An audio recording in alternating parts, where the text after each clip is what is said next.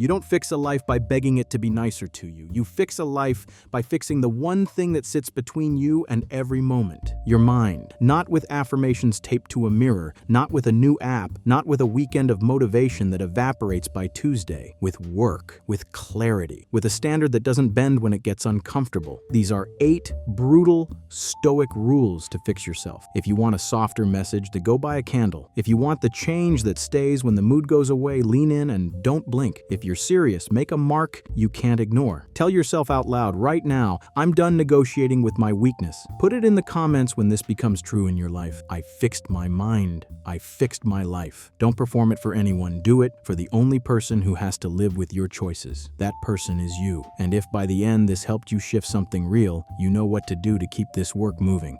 Like the video, subscribe, and send it to the one friend who keeps saying they want change but never gets their hands dirty. This is the place where we get dirt under our nails and come out cleaner than we went in. Let's start where the ancient teachers start, with a hard distinction most people never make because it kills their favorite excuses. Something happens, then something else happens in your head. The first one is an event. The second is an interpretation. Stoicism lives and dies on whether you keep them separate long enough to choose. The Greeks called the first flash an impression, a story that knocks on the door of your mind and insists it's the whole truth. Epictetus taught that your power lies in whether you sign off on that story. You can assent and let it run your body and mouth, or you can suspend the stamp, hold the paper to the light, and decide if it deserves your seal. This isn't an academic trick. It's the difference between being a puppet pulled by heat and habit and being a person who can stand inside a storm without becoming wind. You've been told,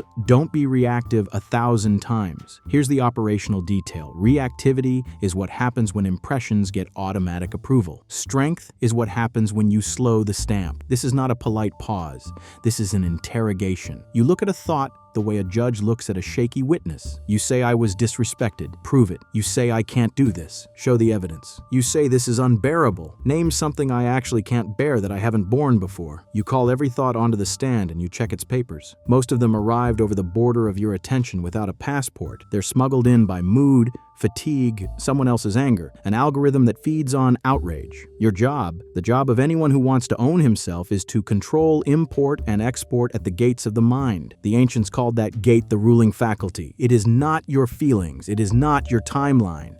It is the quiet, sober part of you that can observe an impression without swallowing it. Train it. When insult arrives, notice heat without serving it the microphone. When fear arrives, distinguish the fact from the forecast. When desire arrives, ask it if it is a need or just noise wearing perfume. You will be shocked at what a day looks like when you stop signing the first story. There is another truth, just as hard and even more offensive to the modern ego. You do not control outcomes. You control inputs, choices, preparation, the posture of your character. You do not control the weather, other people's opinions, traffic, markets, luck, disease, or the 1,000 tiny collisions of fate that make up a day. Stoicism doesn't coddle you with fantasies about manifesting reality with pure will. It gives you a blade that cuts through the tangle. Some things are up to you, some are not. Either make peace with that or spend your life strangled by anxiety and resentment. If you want peace, attach your peace to the things you actually govern. Decide the quality of effort you will put in. Decide what you will refuse to do even if it pays. Decide what you will do even if it hurts. Decide how you will speak, how you will treat people, what time you will get up, what standard you will write into your day, what meaning you will assign to setbacks, and then add the ancient reserve clause to your ambitions. If nothing prevents it, we move as if the future were guaranteed. The Stoic moves as if fate is always allowed a veto, and still he acts with full force. He holds both truths at once: total commitment in the present, total humility about results. If you can hold that tension, you will never be broken by a no, and you will never be intoxicated by a yes. This is where you can hear the objection that never dies. If I can't control results, why try? Because the point of trying is not to control the world, it is to shape the worker. Effort is not wasted because the outcome is uncertain. Effort is the only arena in which you become someone you respect. You want self-respect? Keep promises inside your control and stop bargaining them away when external conditions conditions wobble. The Stoic does not look at clouds and cancel his discipline. He looks at clouds and tests whether his discipline is real. He does not wait for motivation. He doesn't worship motivation. He builds systems that survive the weather because they are built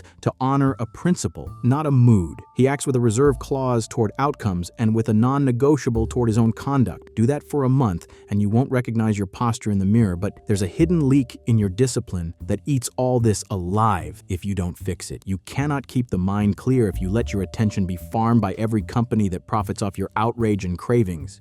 You already know this, but you haven't treated it like a moral issue yet. The ancients did. They called it watchfulness, prosoche, the daily, hourly, minute-by-minute act of catching the mind when it drifts and bringing it back to what is here and what matters. Most people run their days with a mind that behaves like a dog that drags its owner across the street to chase every smell. You can laugh, but you know the feeling. You sit down to do work and your thumb moves on its own. You try to listen to someone and your eyes slide to a new notification. You fill every empty space with noise and then wonder why your thinking sounds like a crowd. Stoicism makes a simple demand: stop letting junk squat in the house of your mind rent-free. Gatekeep. Choose your inputs like you choose your diet. If a thing repeatedly leaves you more scattered, angry, and weak, starve it. If a thing makes you more focused, fair, and firm, feed it. No need for slogans. Just be honest about the effect of your habits on your clarity. Then choose accordingly again and again until the mind obeys. Your attention is the currency of your life. Spend it like a citizen, not like a gambler. Ask what deserves you, not just what wants you. Ask where your best hours go, not just where your leftover minutes wander. The strongest people you know do not have more hours. They have fewer leaks. They practice returning. They practice ignoring. They practice paying the full price of being where they are. Call it presence if you want, but don't turn it into a mood. It is a discipline. It is the choice made 100 times a day to pull the mind back to the task, back to the person in front of you, back to the breath, back to the line on the page, back to the weight in your hand, back to the truth instead of the story. That is how you build a mind that doesn't live on leash. Of course, the mind doesn't become steel by reading about it. It becomes steel by being heated and hammered and cooled and heated again. The ancient teachers did not fantasize about resilience. They trained it. Musonius Rufus, a Stoic whose words are less famous but whose advice is as blunt as a hammer, told his students to live a little rougher than their wealth required. Not to be dramatic, but to be prepared. Wear the simple clothes sometimes, eat the plain meal, choose the stairs, carry the heavy bag, step into the cold water without screaming like something terrible has happened. Seneca, who had more money than you and me put together, set aside days to practice poverty on purpose, to sleep on the floor and ask, "Is this what I feared?" When you choose discomfort voluntarily, you don't perform suffering, you build capacity. Then when life removes the choice, when you lose the deal, when the power goes out, when the plan explodes, you don't add panic to the price of the moment. You pay once, not twice. This is where modern people get it wrong. They confuse comfort with safety. Comfort is fine. Dependency is a trap. Stoicism is not a cult of pain. It is a refusal to be ruled by cravings. When you eat simply by choice, you are freer when choice is taken away. When you train the body with some hardship, the mind learns it does not have to shut down at the first sign of friction. Every time you choose the harder right over the easier cheap thrill, you write a line into your character that will read itself back to you when it matters most. Do not make a theater out of it. Just build a quiet ritual of voluntary difficulty into your week. Walk instead of scroll, read instead of react, finish the last 2 minutes of the cold shower because you said you would. Nothing romantic, just evidence, and then watch how small inconveniences stop owning you. There is a deeper edge to this training, and it is the one people avoid because it feels dark until you step into the light behind it. Remember, you will die. Not to depress you, not to make you dramatic, but to wake you up. You are not guaranteed another month of mornings. The clock is not shy. It moves. The ancients didn't whisper about death. They looked it in the eye and used it to cut through nonsense. When you face the end, the list of things worth worrying about shrinks. The fear of embarrassment, the hunger for applause, the compulsion to win arguments online, they all look like toys in the hands of a child. Meanwhile, the important things glow. The way you treat your people, the honesty of your work, the way you speak under pressure, the courage to say the quiet, simple truth that costs you, the discipline to waste less of the one resource you're losing by the second: time. Seneca called our worst waste not what we lose by accident, but what we throw away by choice. We say we have no time while we sell hours to trivialities.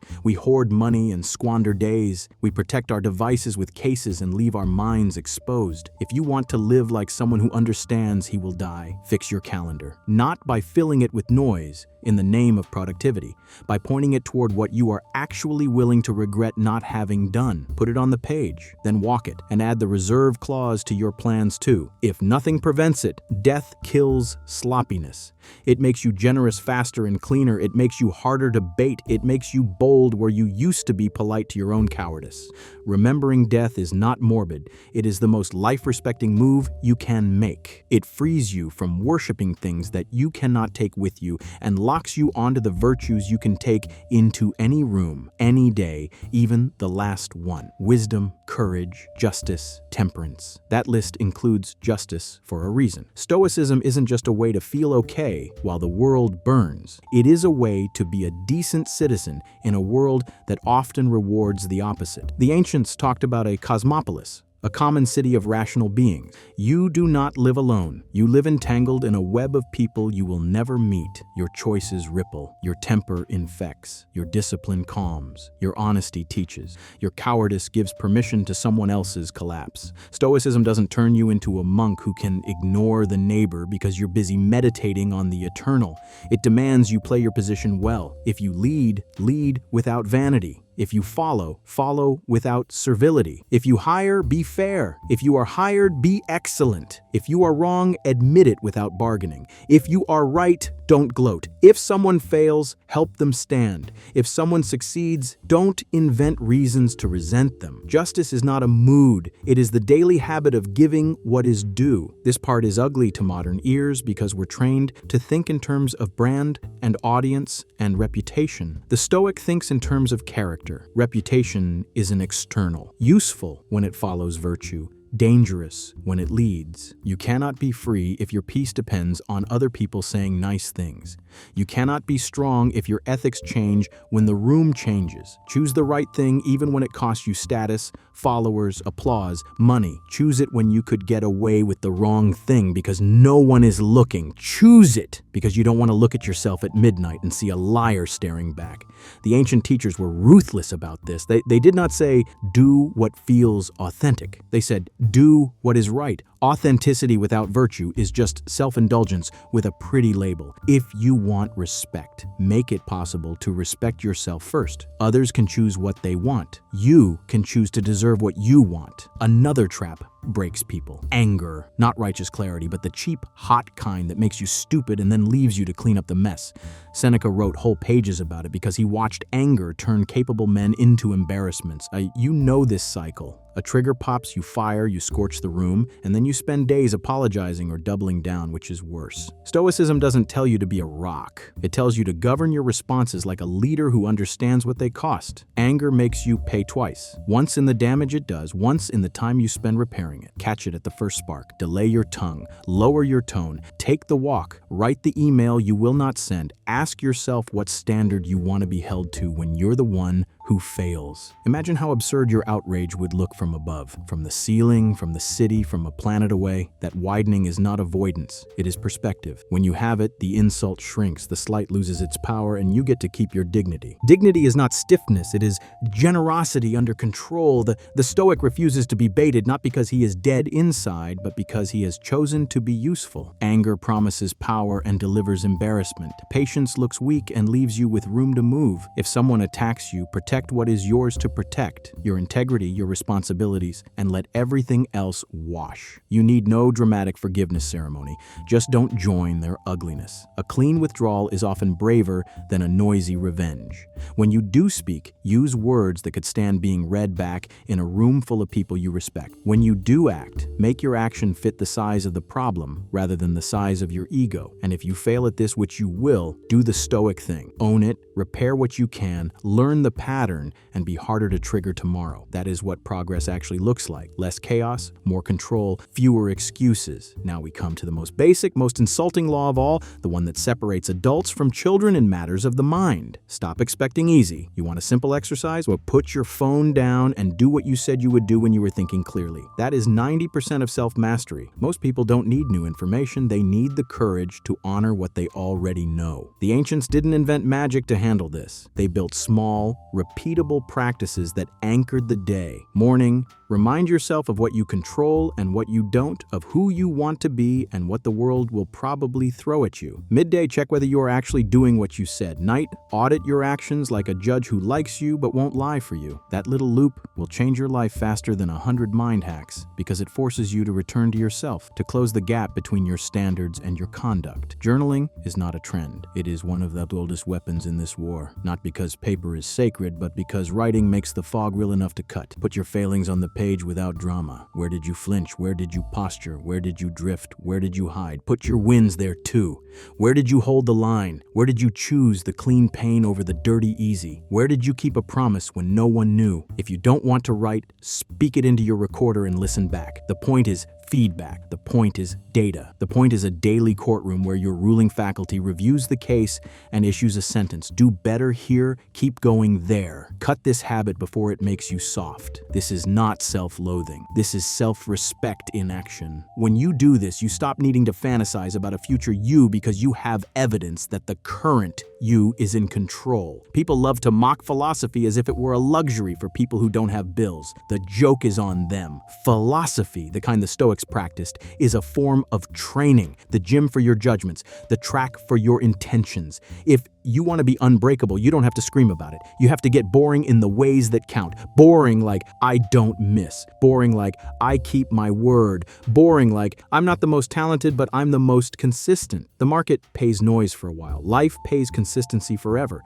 There is a reason the strongest people you know seem calm. They aren't calm because life is easy. They're calm because they trained for heavy weather. They know where their control ends. They know how to call their mind back. They have tasted cold and hunger and did not die. They have looked at death and used it to declutter their priorities. They have learned to serve something larger than their appetites. That is what a fixed mind looks like. Not rigid, focused, free. If you actually live like this, something strange happens. You get lighter, not because your life gets easy, but because you stop carrying the parts of it that never belong to you. You stop trying to season every moment to your taste. You stop treating your biography like a complaint letter. You stop writing speeches in your head for people who will never apologize. You cut ties with the fantasy that the right thing to do is the thing that guarantees applause. The day gets quieter. The work gets cleaner. You don't have to like everything. You just have to stop making your peace depend on everything. That's the dichotomy of control in motion without a poster on a wall. It's no longer a quote you share. It's a line you walk. Fix yourself is a brutal phrase because it holds a mirror to your part in your suffering. The Stoics do not deny that life slams you sometimes. They deny that the slam gets to decide who you are. There is a difference between pain and identity. Pain is a fact. Identity is a choice. When you take up the Stoic toolkit, you are not agreeing to pretend things are fine. You are agreeing to tell the truth. This is hard, and I can still act well. This hurts, and I can still treat people fairly. I didn't choose this, and I can choose my conduct. It's not inspirational, it is adult, and it is more powerful than rage, more durable than excitement, more reliable than mood. The world is not your therapist. Neither is Stoicism. It is a discipline that makes you heavier in the places that need weight and lighter in the places that sink you. So here is the hard floor underneath all the talk. You cannot fix your mind without taking responsibility for what you allow and what you tolerate. You cannot fix your mind while indulging the same gossip, the same cheap entertainments, the same petty arguments that made it mushy. You cannot fix your mind without changing your mornings and your nights. You cannot fix your mind without choosing discomfort over distraction, when discomfort is the tuition for growth. You cannot fix your mind if you stay addicted to praise. You cannot fix your mind if your identity is wrapped around being offended. And you cannot fix your life if your mind is unfixed. The order matters. It begins inside and radiates outward. It is slow until it is fast. It feels thankless until it saves you in a moment you didn't see coming. Someone is going to say this all sounds impossible, and the answer is simple. It isn't. If you stop trying to do it all at once, once to impress someone. Choose one arena and start tonight. If you have a habit that makes you feel like a liar, cut it for a week. If you have a person you've wronged, make it right before you sleep. If your day is a joke because your phone owns you, put it in another room for 2 hours and do one thing you said you would do. If you are always angry, take the walk, lower your voice, and write your reply instead of speaking it. If you never face discomfort, pick one small hard thing and finish it. If your schedule is chaos, choose the hour you will go to bed and the hour you will rise and honor them for 7 days without excuse. No declarations, no rebrands, just evidence that you are not who you were last week. There is a Greek word that matters here, proheresis. It means your moral choice, the core of you that says yes and no and is accountable for those choices. That core is what Stoicism protects. It is the part of you that cannot be forced, cannot be sold, cannot be excused. What someone else does to you is not nothing, it's real. But what you do with it is the part that makes you a person instead of a puppet. Guard that part. Feed it good food. Train it like the most precious athlete you'll ever coach. Every day is a practice. Every practice adds up. One day you find yourself in a situation that would have broken you a year ago, and it doesn't. Not because the world got nicer, because you got stronger where it matters. That's the only convincing proof there is. Let's talk about fear, because it's the quiet engine inside so many bad choices. Fear of failing, fear of looking small, fear of missing out, fear of being alone. The Stoic doesn't shame himself for feeling it. He treats fear like weather, real, inconvenient, not in charge. He runs the drill the ancients ran: name the fear without euphemism. Picture the worst likely outcome. Picture yourself surviving it with your character intact. Then ask, which piece of this is mine to handle today? Most fear is fog. It expands to fill the room until you put a hand out and touch the wall. When you do, you discover the room is smaller. You act. The fog thins. You act again. The fog clears. Courage is not the absence of fear. It is refusal to let fear decide the next action. Build it one step at a time. Take the call. Send the message. Start the page. Walk into the gym. Apologize. Ask leave. Stay. Whatever the clean step is, take it and let the next step reveal itself. And now the thing people secretly hope I won't say: you will fail at all of this sometimes. You will say the thing you promised to hold. You will waste an afternoon. You will lose your temper. You will go soft where you meant to be firm, rigid where you meant to be kind. Good, you are human. The point is not to become a statue. The point is to become a person who fails less and recovers faster. The Stoics did not write for gods. They wrote for strugglers. They called themselves progressors, people on the way. The standard is perfection, because the aim must be high. The expectation is progress, because you live in time. When you slip, don't write your identity in the ink of that moment. Clean it, learn it, return. Measure the distance between this month's you and last month's you, not between you and someone else's highlight reel. The gap will shrink. Your confidence will stop being theater and start being quiet and real. At this point, everything sounds like work, because it is. Your life is the product of your habits and your judgments. You can either become the kind of person who chooses clean pain now, or the kind of person who chooses dirty pain later. Dirty pain always costs more.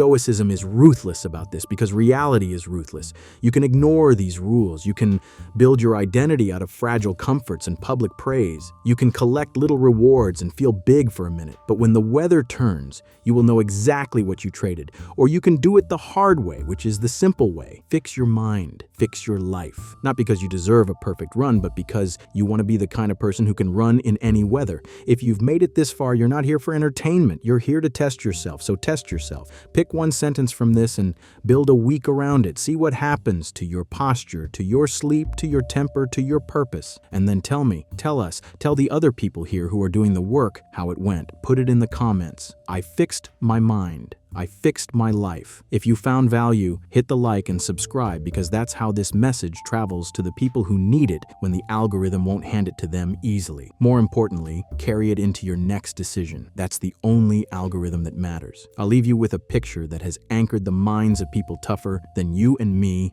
for 2,000 years. Step outside your life for a breath. Rise above the room. above the city, above the continent, above the thin blue that rounds the earth. Watch your tiny problem shrink against the backdrop of a whole moving cosmos. Not to trivialize your pain, but to relocate it. From up there, you can see what's yours and what isn't. You can see how little control you have over the theater and how complete your control is over your lines. You can see how ridiculous some of your anger looks. You can see how precious some of your time is. You can see how short the show is. Then drop back into your body, into your day, into the person in front of you, and play your part with the kind of seriousness that has room for humor, the kind of strength that has room for gentleness, the kind of focus that has room for awe. That is Stoicism without the poster. That is how you fix yourself. That is how you fix your mind, and with it, your life.